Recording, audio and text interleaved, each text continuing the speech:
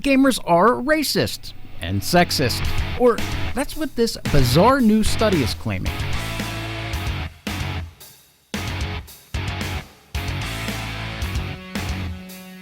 Just days after a study was released claiming that kids who play video games are more likely to do better on cognitive tests, another study was released claiming that people who identify as a gamer are more likely to be racist and sexist.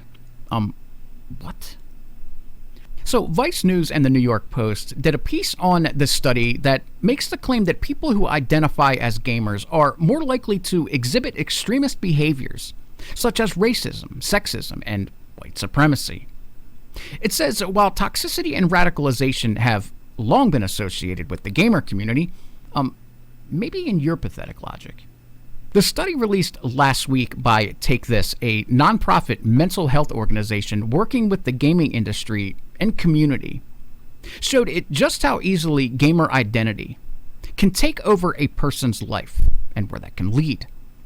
So what they're saying is a person can't be smart enough to realize the difference between playing a video game and reality. Yeah, that's a pathetic trope that has been regurgitated and recycled since the 1990s. It goes on to say when the gamer identity is core to who you are as a person, that seems to reflect what we call toxic gamer culture, tends to reflect more on exclusion than inclusion. So things like racism and sexism and misogyny, says the research director Dr. Rachel Cowart to Vice Media. So there's that buzzword, inclusion, that the radical left loves to use. Just like the term equity instead of equality. Cowart goes on to say that all these things that we know exist in gaming spaces seems to be internalized by those who very closely identify as being part of that community. And just so we're clear, this is the doctor who conducted this so-called study. And in her analysis piece, she starts off by saying that extremist ideologies have clearly become increasingly prevalent in the world of video games. It's amazing to me how these radical leftists continue to push the narrative that racism and sexism are everywhere. And if you notice, the radical left always seems to hate anything with the meritocracy. They can't stand things that bring people together and offer a competitive atmosphere. Then again, studies like this are probably conducted by the participation trophy generation. They really can't stand competitive spaces or anything that offers a competitive atmosphere because of the whole inclusive narrative that these people are continuing to try and push. And to be honest with you, the gamer community is more inclusive than most others because anyone can become a gamer. Anyone can be a part of it, and it doesn't matter your race, gender, or sexual preference. And if you don't like a little trash talking here and there, then there's something wrong with you. That's part of what makes it fun. None of it is personal. And if it does bother you, then just do what normal people do. Ignore it.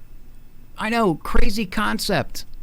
This narrative being pushed that people are being lured into extremist behavior because of video games is flat out pathetic.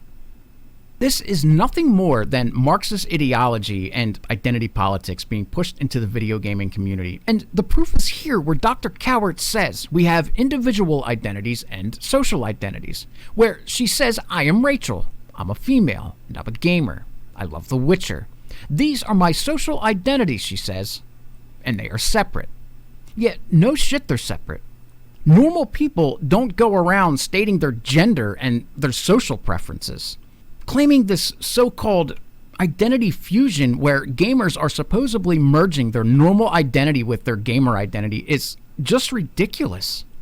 People are competitive by nature, and that is part of the lore of the gaming community. And like I said, the gaming community is a big tent. There isn't a more quote-unquote inclusive community than the gaming community. You can be from any walk of life and be a gamer. And more likely than not, you won't know a person's race or religion while you're playing Call of Duty. This is another ridiculous attempt at demonizing another community because they refuse to genuflect to your pathetic narratives. And stop trying to ruin everyone else's fun because you have a case of the sads. God forbid if people are having fun and doing a little trash talking while they're doing it. That doesn't make them a racist or a sexist or even a white supremacist. But it does make you a leftist lunatic. Hey everyone, I want to thank you for watching and make sure you smash that like button. And if you haven't subscribed already, be sure to subscribe at rumble.com/theconstitutionalconservative. That way you'll get a notification whenever a new episode or video is released. And if you want to check out my socials, they are linked all down below. And always remember, someone once said, I only regret that I have but one life to lose for my country.